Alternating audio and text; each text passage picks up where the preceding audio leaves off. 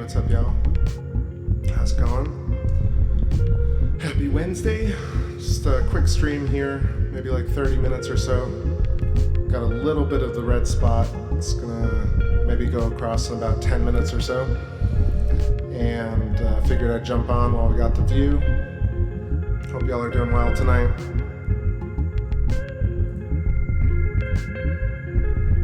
What up there, Danny? What up there, Ellie? How you doing? What's up, tree climbing? Whoever else is just joining. Just kind of off the cuff stream.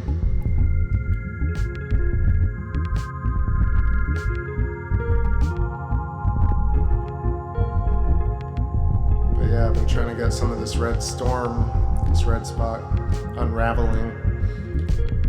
So listening to a lot of Eric Dollard today, just electric universe models, just stuff that I hadn't heard before. Let me know how everything's going with y'all. What's the weather like? Can you see Jupiter rising in the southeast? The weather's actually kind of nice. It's hot, but there's a nice breeze. Coming out now like 30 degrees altitude on Jupiter. Still some clearing up to do. Yo, what up there, light moon?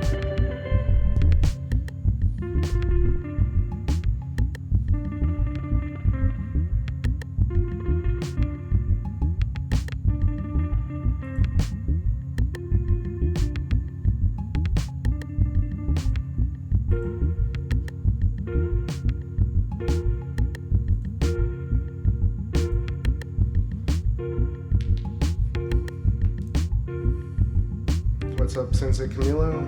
How's it going?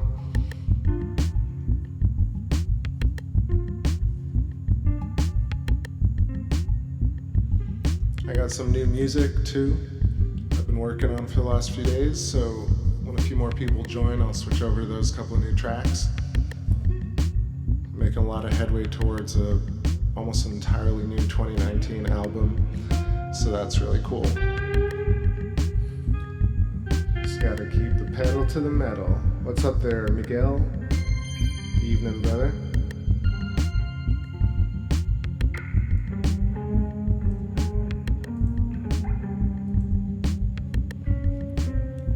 Exactly, Sensei. Perfect weather for a Jupiter wave. I know, honed in right here, trying to capture a little bit of this, what they're calling unraveling of the red storm. It's kind of hard right now. It's still pretty turbulent atmospherically. It's hard to see detail on the red spot, but it's there, logging the astronomical record for another night. But hopefully it'll clear up a little bit more before it disappears around the side. And then I'll zoom out and we'll check out the moons.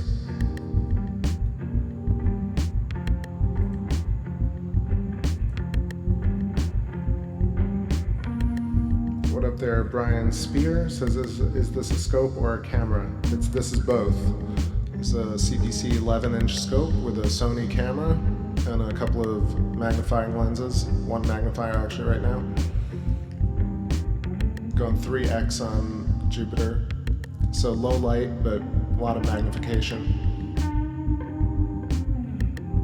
Ellie says, my device is cracked from a fall I took Saturday. Got big ass storm, dumped major water here on me. I'm good though. Man, that's annoying. I'm glad you're alright. Sensei, life is good. I'm very happy that I caught you streaming. Yeah, I'm happy to be able to jump on when I can. I was up last night seeing the moon, like I just got a glimpse of it and I crashed. Like the last 2 nights I've seen it optically, because I just have the scope set up for Jupiter and Saturn because of the configurations. So it was nice viewing them, but man, I do not have energy at 3 in the morning. We'll see tonight if I can stay up late, maybe capture this 20-25% crescent, waning crescent, which is one of my favorite phases. We shall see. I'm feeling a little bit sick today, to be honest, but not sick, but just a little under the weather. Or it could be major allergies with all the shifting weather patterns. What's up, Globebusters? What's happening? Good to see you. Long time in the internet ether. Who else we got? We got Bus Layden, says Jupiter's a hologram. I don't think it is, but it could be. Always room for things like that.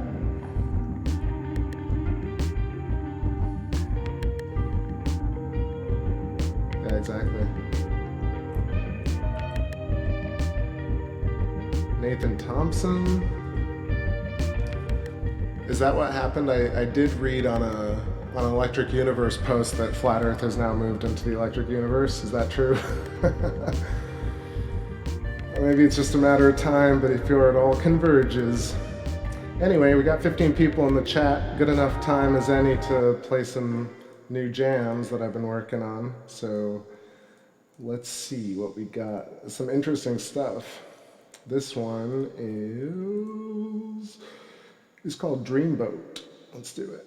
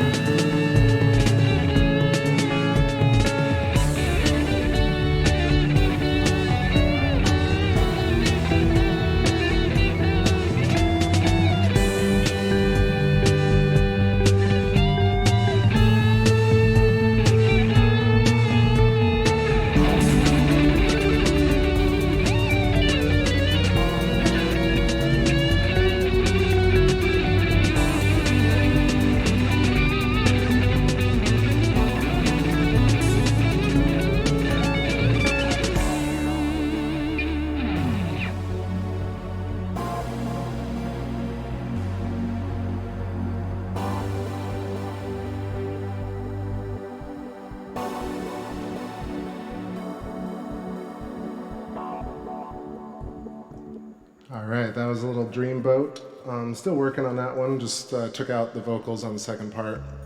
Still working on it. This is a completely weird one, just messing around with some percussion. It's called Kong, C-O-N-G.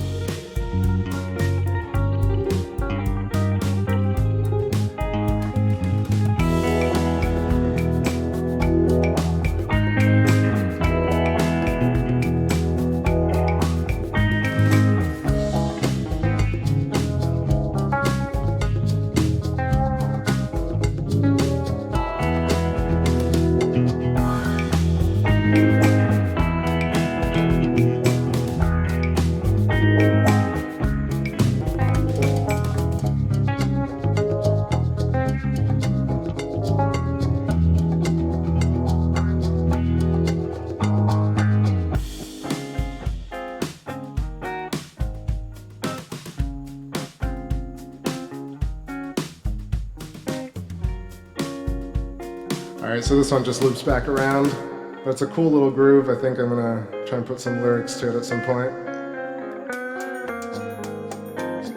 Yeah, what up, all the new people showing up? Just a quick note, this is all like friendly zone. Everybody can think what they want, have their own beliefs, no judgment.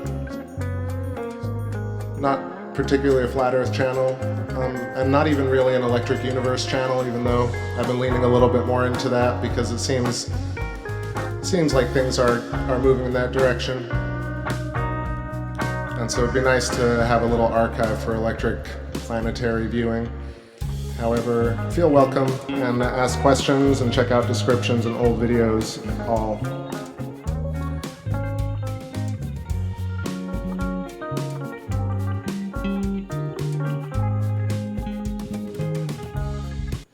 So that's a little Kong. Let's do, this other one, which I'm gonna call Why Am I for now.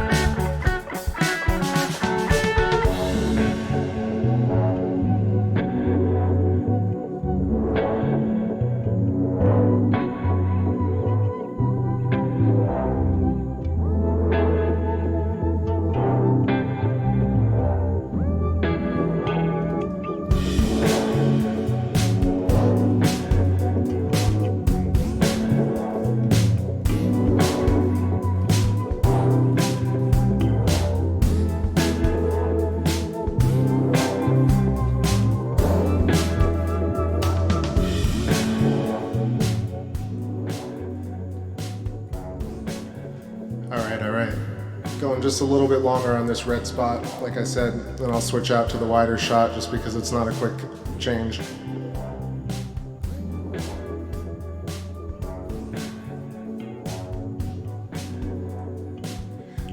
I think since it's probably an opportune moment because it's a mix of my regulars and some new flat earthers coming in and Bob.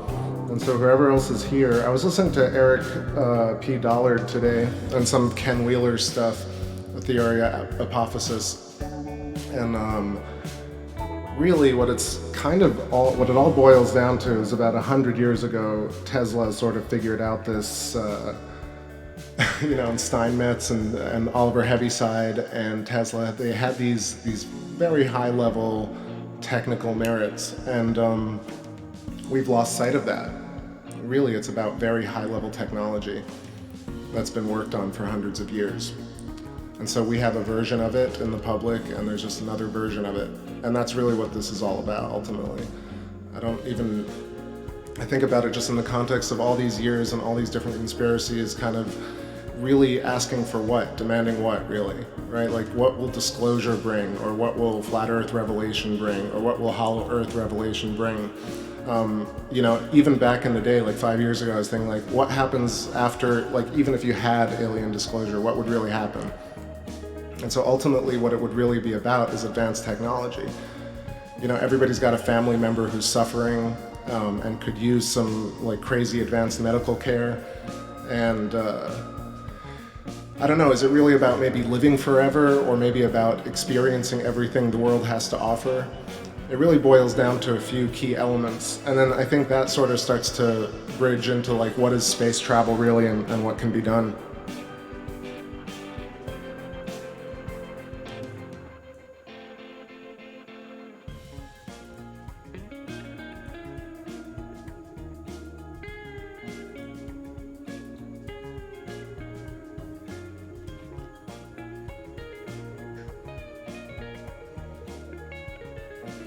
Anyway, I would really urge everybody to not turn this into a kind of flat earth versus not other stuff debate in the chat, because this is really not the place for it.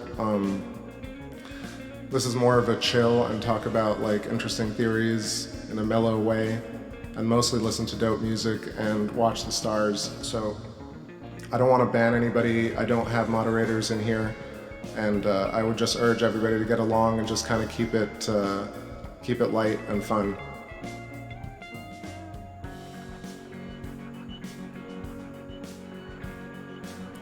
Yeah, like, I don't think I speak to Electric Universe as technically as I'd like to, which is partly why I don't do any of these like very serious talks about it. I just kind of reference stuff that I sort of think about all the time.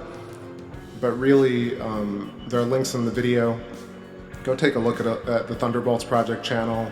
Listen to some of the stuff Eugene Bagachov is talking about. Listen to Ken Wheeler, and listen to what we're really trying to get to, versus just who's right and who's wrong.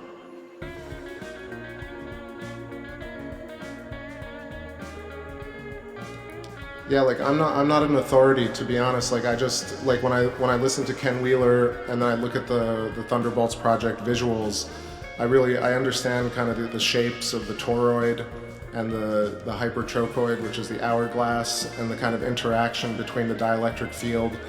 We talk about ether and interconnectedness, and that's really all that we know, is that for some reason we're able to see Jupiter almost instantly.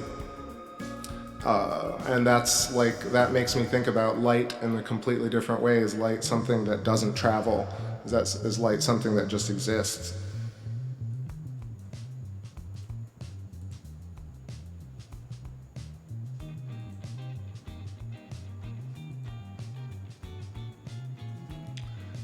Yeah, like I tell people all the time about flat Earth. I feel like there's so much stigma that boils up online because we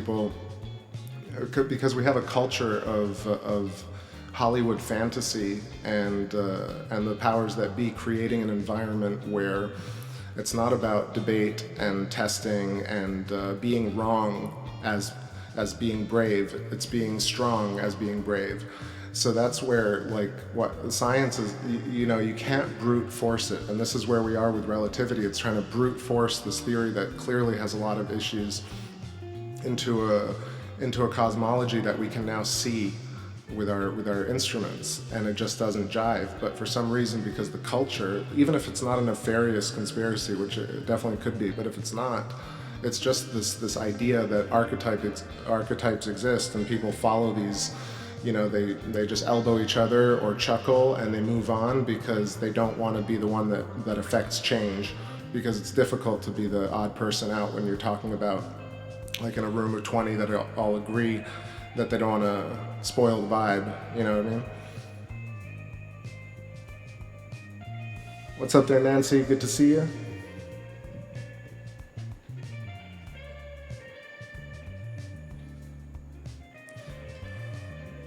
Plant-based comedian says, I wonder if Jupiter disappears if we go up to an altitude of 100k feet. I've seen footage where it seems everything in space disappears. And that is a fascinating concept. It just, it could also be due to the fact that To clear up a couple of points about that whole can you see stars in space, like there's obviously the idea that we have an atmosphere that actually excites whatever we consider photonic rays or radiation or light or an image of Jupiter, for example, through our atmosphere, and then it creates this kind of much brighter or maybe more focused Jupiter. Like maybe Jupiter is just like, it looks like this only through the lens of our magnetosphere, for example. And when you go out to space, it just doesn't look like that. But really, it would more seem that, in my opinion, the line of questioning that's really fascinating is consciousness, Earth consciousness, or human consciousness tied to the resonance of Earth and the magnetosphere of Earth. So anytime you try and send an astronaut outside, let's say 10,000 miles, they just turn into ectoplasm. That's an interesting line of questioning. Like, is consciousness tied to each and every celestial body?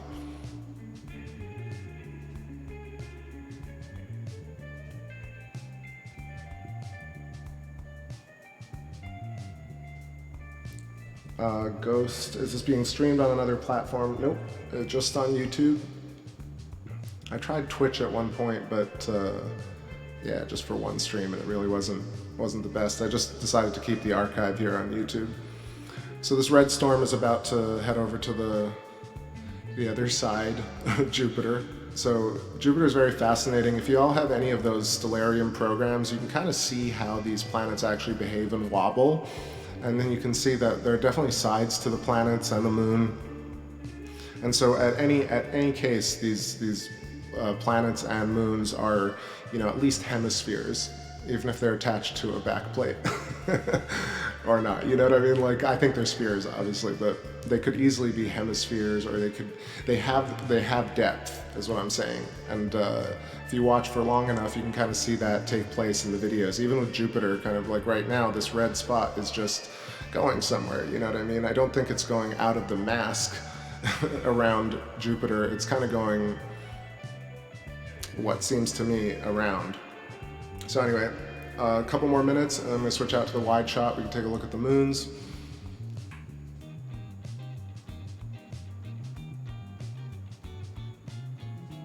What up there, Tom? All right, another new jam. This is called Dreamer.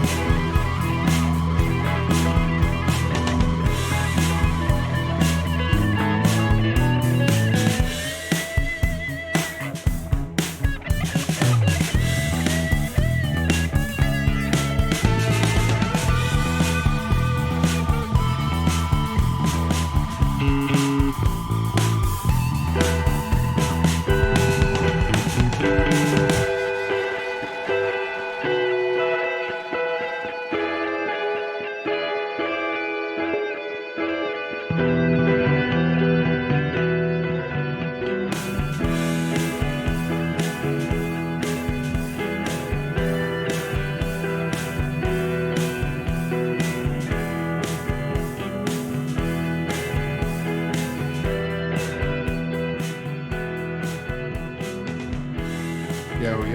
alright, that was some new tunes.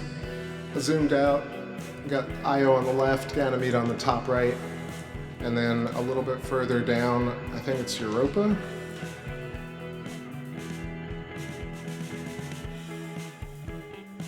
No, it's Callisto rather, bottom left. Let me move this up a bit. Yeah, there's Callisto hanging out at the bottom left.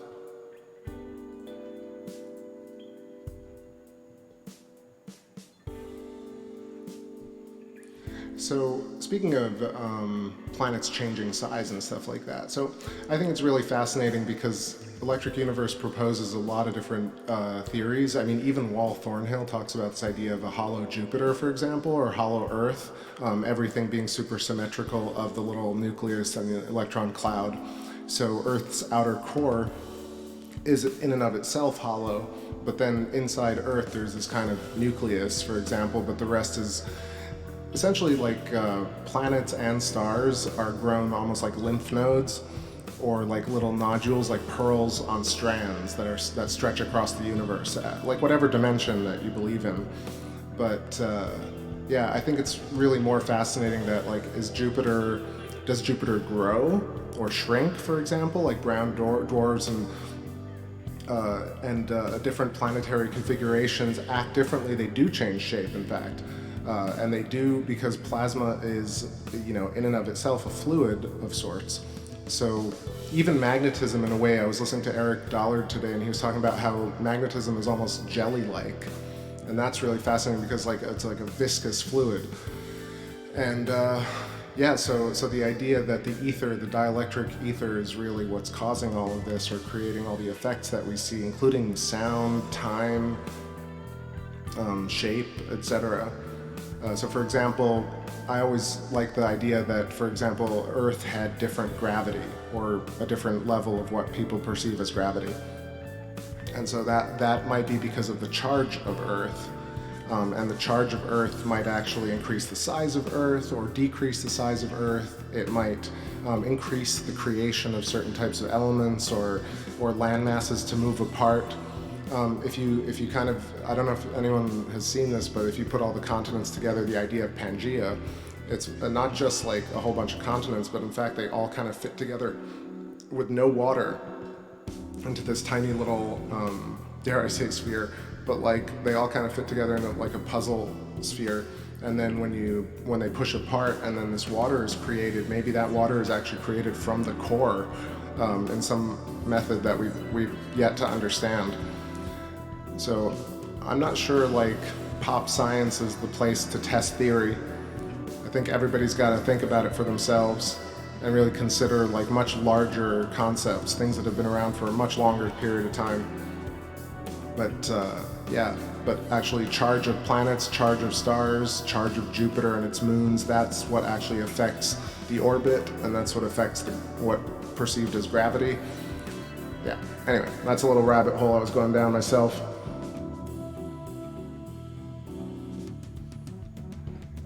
And then it would kind of tail into the stuff that I really like talking about with the moon, is that whole electric scarification where, for example, like we look at these things and we think, Saturn is super duper far away, or the moon even is 250,000 miles away. But in fact, these measurements come from, using speed of light measurement tools. The moon is 1 light second away, for example, or the sun. But if we rethink this in the context of the fact that maybe there is no speed of light, or light doesn't propagate, then really we get to question these other things. Even if Wal Thornhill or Ken Wheeler or pop sci mavens don't talk about distance and space, I think everybody else can. Like, what's stopping us from continuing Halton Arp's inquiries into, redshift and what is distance in space, actually? That's really fascinating. Because what if it's all really tiny and much closer? They imply that in certain videos in Electric Universe, but they don't really dive into that. And nobody really seems to dive into that. Like, let's say our telescopes are basically, or our cameras or our eyes are actually just focused on a certain level at the magnetosphere of Earth that creates the image of focus, but the rest is basically a wash in light. And there's no focus at all. So there are things like that that I think about. But here is one more song. Let's find something I have yet to play.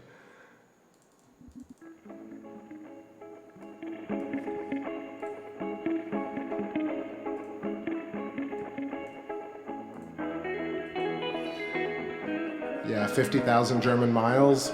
I checked that since I came in. I was like, oh my God, it's 50,000 miles. But then that actually translates to about 320,000 kilometers.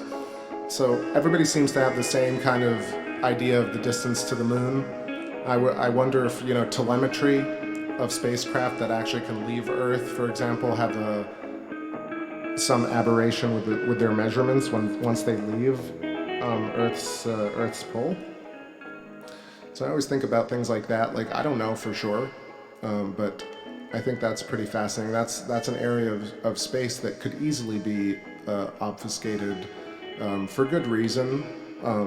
Not that I agree with it. It would be nice if we were told everything, but in the name of whatever secrecy or patents or just private industry, that like there's a super advanced scalar technology really that's been around for like 100 years that we don't have access to. And I don't know, but still, Jupiter, pretty fascinating. New jams, and working towards a new album this year, which I've been promising for a long time, but I'm making headway finally.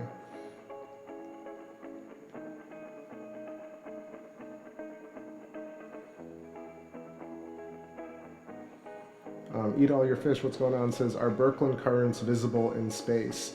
Well, I think Birkeland currents in the sense that, that power Jupiter's like magnetic field, for example. I don't think, consumer level stuff can see that, but I do think that like just looking at nebular formation, so for example, just M42, just look at the photo that most people can take from their backyard of M42 nebula and question like what's keeping that in stasis. What's stretching it and what's making it glow, for example. It's clearly some electrical phenomenon. Like, it's not even a thing. It's just we've been conditioned to question ourselves so strongly that we're not even sure how to question. And that's, I think, the first level of it. Like, before deciding upon like how theories are going to end up immediately, just let's learn how to be critical thinkers.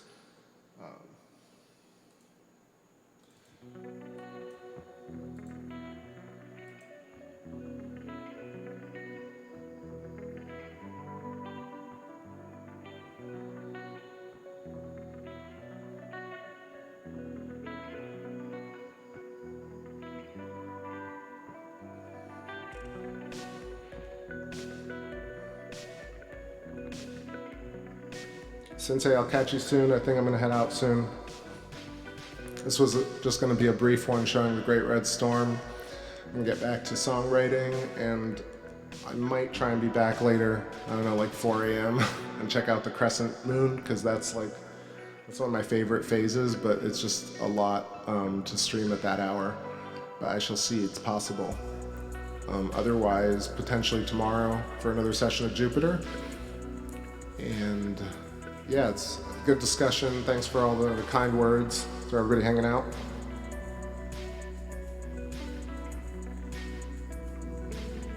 Eat all your fish. It's too humid for deep sky stuff, especially with the 11-inch. It's too, in a way, like the 8-inch is better for doing deep sky observation. And further, yeah, it's just one of those things that's not going to work with this particular view. If I had the 8 on the back porch, it would be something else like I was doing before. We could probably take a look at M42, but no dice tonight, I'm sorry. What up, Mr. Skunk? How you doing? Yeah, that's the one. M42 is basically the tip of the sword that lays under the Orion's belt. It's called Hatsya, or the, what is it called? The trapezium. It's the 4, like, very bright star cluster kind of they call it the birthplace of stars, but in fact, like, that's one of those particular places that if, if people were interested in, I mean, not if people were interested, I know people are interested, but that's one of those things that's very easy to take a picture of. It's essentially looking at magic. And it's in and of itself this fantastical structure of, I mean, the dielectric ether, magnetism pulling dust and all these types of elements, and maybe all these types of liquids, or maybe things we don't even know about, kind of stretching them across, they say vast distances, and it kind of irritates me. So my gut says maybe they're not super vast, but maybe they're really big. Maybe they're unbelievably vast, even bigger than they say they are.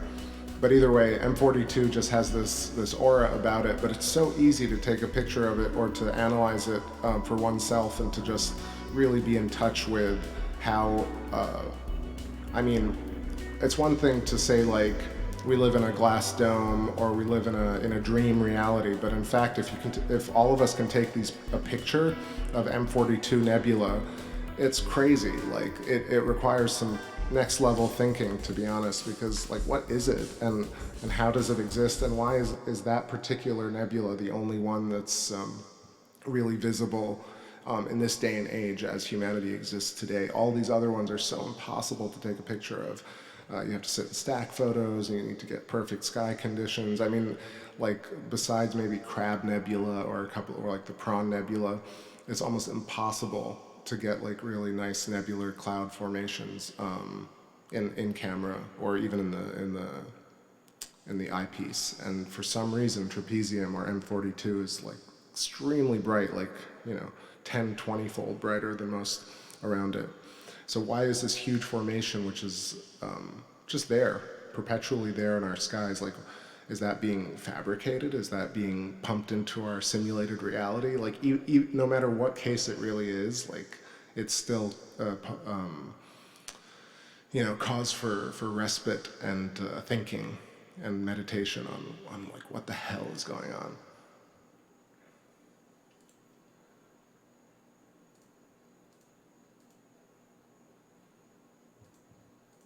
All right, y'all, I'm pretty hungry. I've been holding it off, trying to get this great red storm, and we got a little bit of it, even if it wasn't super clear. But thanks again. I'm gonna close this out with an old school track, which I haven't played in a long time, and I'll see y'all very, very soon. So thanks and peace.